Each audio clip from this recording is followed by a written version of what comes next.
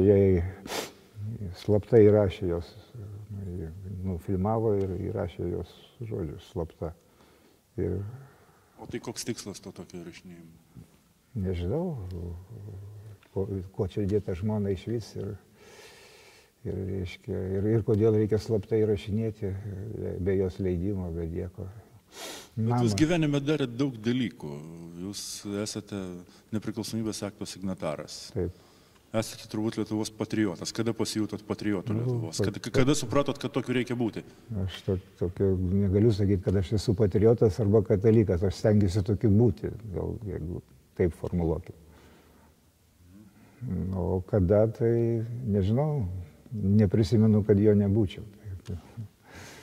Nuo mažens tėvai taip auklėjo. Tai čia nuo tėvų auklėjimas, iš šeimos toks požiūris, vertybiniai principai visi iš tenais. Tėvai mokytojai, tėvas baigęs teisę prieš karinėje Vytauto didžiojo universitete, teisininkas, bet prie sovietų negalėjo dirbti. Nei vienas iš jų kurso nedirbo, reiškia, prie sovietų. Negalėjo. Teko keisti profesiją. Mama literatūros mokytoja. Ką jūs veikėt prie sovietų? Nu ką, kaip ir visi, gyvenau, mokiausi, dirbau. Baigiau Kauno Politechnikos institutą, bet turėjau polinkį visai kitiems humanitariniam dalykam, bet reikėjo apsispręsti. Nes jeigu eisi į kokią nors, sakykime, tą humanitarinę aukštąją mokyklą, ten universitetą ar kitur, tai būtų tekę kokius 2 metus marksizmą ten gaišti jam. Tai aš to nenorėjau ir būtų tekę meluoti. Tai norit pasakyti, kad išvengėt per tas techninės studijas marksizmo, mokslinio komunizmo egzamino? Išvengti neišvengiau, bet reiškia, bent jau nereikėjo meluoti, nes, reiškia, ta prasme, jeigu, pavyzdžiui, būčiau studijavęs kokią istoriją, sakysim, universitete, tai būtų tekę, reiškia, po to rašyti tekstus ten su citatom iš Lenino ir panašiai. Tai šito aš nenorėjau gaišt laiko tiesiog. Aš baigiau, man buvo tas pats, aš baigiau, reiškia, inžinierius technologas esu. O paskui tėvas siūlė tęsti mokslus jau humanitarinius, ten buvo šioks toks atšilimas chruščiovinis, bet žodžiu, nenorėjau ir aš buvau mokslo akademijoje aspirantūroje, dirbau prieš tai Jonavos toj gamykloje Lubio, reiškia, po to pabėgau iš ten į aspirantūrą, bet buvo galima įgyti universitetinį išsilavinimą kitais būdais tais laikais. Ten, reiškia, aš, pavyzdžiui, esu išklausęs Genzelio, reiškia, antikinės filosofijos kursą, tiesiog sėdėdamas, reiškia, auditorijai. Paskui apie... Tai ir jūs ateidavote ir klausydavotės paskaitų? Jo, kaip studentas, reiškia, taip. Kadangi didelė auditorija, tai ten niekas nefiksuodavo. Buvau susiruošęs klausytis, reiškia, tautosakos paskaitų, bet Donatas Sauka parašė labai gerą vadovėlį, tai ir nereikėjo. Tai žodžiu, aš susirankiau tas žinias savarankiškai ir laikau, kad turiu tai, kas vadinama universitetiniu išsilavinimu. Tai, sakykim, taip. Žiūrėkit, jūsų santykis su tuo visų pasipriešinimo disidentinių judėjimų, katalikų bažnyčios kronikos platintojais ir panašiai yra koks? Tai viskas, niekas ten į tos disidentus nesiveržia.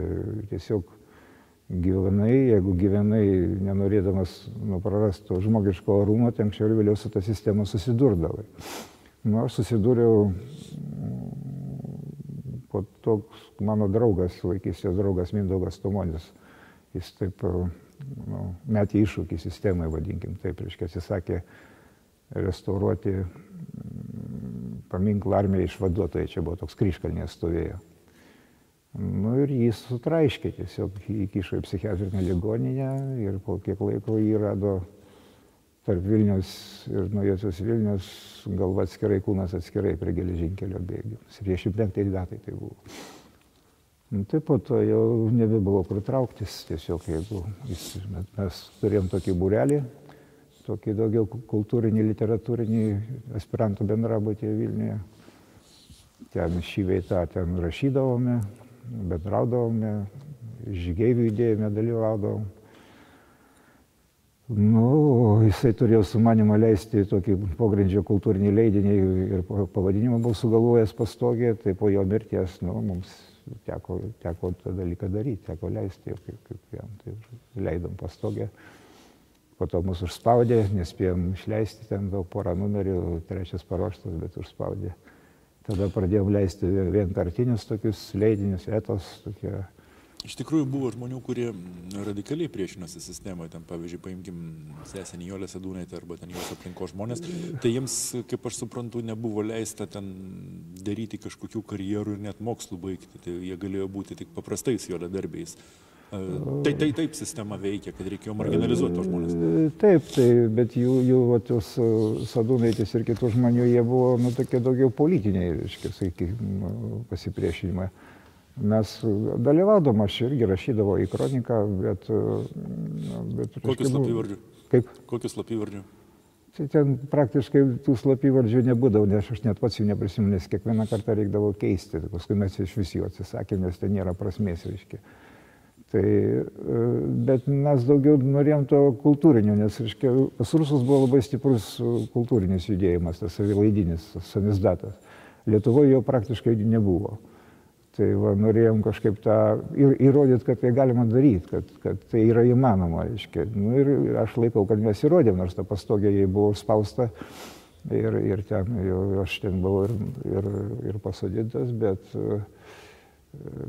jie ėjo ir kas norėjo, galėjo ją rašyti, rizikavo tik redaktoriai, bet dėja, reiškia, taip per daug rašyti jaunieji literatai neskubėjo, reiškia, vadinkim švelniai taip.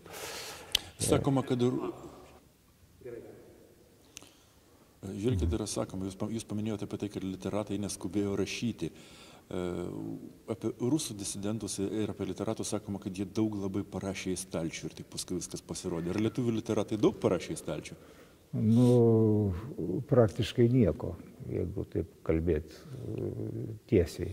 Tai ką jie darė, raudojo į bokalus ar kaip? Čia yra lietuviška specifika, kodėl jie patys turi paaiškinti, aš irgi to nelabai suprantu, bet nenoriu čia kaltinti ko nors ar dar kaip nors. Mūsų reikalas buvo, mes ne visi buvom ten humanitarai, daug buvo žmonių iš visai kitos ryties, nors aš save kaip jau bandau laikyti humanitarų, reiškia, nes tie inžinieriniai mokslai, jie manęs nedomino. Kodėl nerašė, aš nežinau, reiškia, aiškinama, kad čia lietuvių mažai, rusų daug, bet mano tas paaiškinimas, bijojo, arba, reiškia, pakankamai komfortabiliai jautėsi ir oficialiam tam lygmenyje. Man toks kažkaip jausmas susidaro. Nes žinojo visi jauni žmonės, žinojo, kad yra tokia Pastogė, jeigu nori rašyk, ir rizikos nedaug, nes jeigu ras, tai redaktorius atsakys, reiškia, nes tekstas, jeigu išplaukia kur nors, tai ką tu žinai, kuris ten gali nuvažiuoti. Tai iš tokių gal tik tai mano brolis ten truputį dalyvavo. Tai šiaip jau, aišku, slapyvardžiai be abejo. Kada ir kaip susidurėt pirmą kartą su organais jau sovietiniais, kai jau pasinaudojom, sako, labą dieną, turime klausimą. Jo, pirmą kartą susidūriau, kai tardė dėl, reiškia, mano to žuvusio draugo Mindaugo Tomonio, bet ten tokia daugiau formalus dalykas. Paskui, kai aš jau pradėjau redaguoti tą Pastogę su bičiuliais, su Juozu Prapiesčiu ir Geva Vasiliūtė, abu jie mirė jau, Juozas Prapiestis neseniai mirė. Tai mes jau taip turėjom labai tyliai laikytis. Reiškia, jeigu tu redaguoji, darai tokį darbą, tai tu negali rašyti laiškų į lagerius, negali dalyvauti jokiuose ten demonstracijose, akcijose, tu turi gulėti ant dugno ir dirbti savo darbą. Tai aš taip tiesiogiai susidūriau gana vėlai, kai jau jie perprato, susekė, čia buvo vienas iš mūsų, reiškia, užverbuotas iš tos terpės ir tada jau prasidėjo tardymai. Čia kelinti metai? Tai čia buvo jau, nu šiaip kiekvienas leidinys pogrindžio dar nuo caro laikų, žinoma, gali eiti 2-3 metus, reiškia, kol suseka nuo skaitytojo iki redaktorių. Čia jau yra tokia praktika. Tai jeigu pradėjai, tai žinai, kad turi 2, maksimum 3 metus. Tai taip ir buvo, 80-ais mes pradėjom, 83-ais jau jie ten viską turėjo visą rankraštį, nes aš dar leidau papildomai tokią Lietuvos ateitį, buvo toks jau ten grinai politinis, rašytas buvo Tamkevičiaus arkivyskupo teismas, reikėjo jį aprašyti ir taip toliau. Tai, bet jie tikėjosi per šitą prieiti prie kronikos, per tą Lietuvos ateitį, reiškia. Mano byla buvo kronikos atšaka, sakykime. Tai jie dar 3 metus ten sekė, nieko nepiešė ir tada jau 86 metais jau mane, kaip čia pasakius, supakavo. Tai 86 metais. Tai čia buvo jau prasidėjo kažkokie tai judesiai jau reiškia. 86 metais ir ką jums pasiūlė? Nu kaip, pasiūlė prisipažinti ir būtų sodinę, 5 tomai guli bylos archyve, ten ypatingai. Skaitėt savo bylą, žinot, kas ten parašyta? Tai taip, be abejo skaičiau. Prirašyta daug labai visko. Teisybės ir neteisybės? Kaip, nu tai žinot, kai tardo, ten svarbiausia, daug tų tardymų buvo, gal kokie 80 ar 100. Tai svarbiausia yra mūsų ten tokios, mūsų krypties žmonės, tai svarbiausia nieko neišduoti, reiškia, nieko nepasakyti. Kad tu tai jau ten, tai čia būdavo problemų dievažų. Tai sakydavai, kad aš ten dėl moralinių etinių sumetimų nekalbėsiu. Tai jie jau žinodavo, iš karto užrašydavo. Dabar, tarp kitko, ar ne jūs rašėte apie Stepučinską čia, kad... Na, kad jis buvo tos kontoros tardytojas? Reiškia, šito Vengrijos ambasadoriaus Juškos skundą tyrė Stepučinskas. Jie kariauja, reiškia, Juška ir tas kitas kariauja. Jie apskundė tą sprendimą ir tą skundą dabar styrė Stepučinskas, kuris dirba prokuratūroje ten organizuoto nusikalstamumo. Tai yra mano tardytojas. Jis jūs tardė? Taip, jis mane tardė. Kaip tardė? Kokio nors pobūdžio smurtą naudojo psichologinį? Nu, nematot, smurtas fizinis ten jau nebenaudojamas nuo 60-mečio. Tada pasikeitė kontingentas, atėjo lietuviai ir vietoj tų traiškimų pirštų ten tarp durų ir stovėjimo ant to kuolo, neteko būti muziejai, ten Galų muziejai. Pradėjo naudoti psichologinius metodus ir tai buvo... Kaip tas atrodo, psichologinis metodas? Ką ponas Stepučinskas darė? Tai ponas Stepučinskas tada buvo žalės leitenantėlis, ant mano bylos jis užsidirbo kapitoną, reiškia, tai jis buvo 3. tardytojas. Šiaip pirmas buvo Pilelis, toks senas stribas jau pokario laikų, ir 2 jauni buvo, toks Vidzėnas ir Stepučinskas. Abu jie dirbo Lietuvos prokuratūrai, nes kažkaip nesugebėjau surasti, kad jie KGB ką nors darė. Nors, reiškia, Stepučinskas KGB dirbo 7 metus, o Vidzėnas turbūt dar ilgiau. Ir tai jau kai čia sukilo žmonės, tai Vidzėnas išėjo iš prokuratūros, dabar Panevėžyje užsiima nekilnojamų turtų, o Stepučinskas liko. Ir dar gavo ordiną. Vyčio kryžiaus tokį patį kaip ir aš.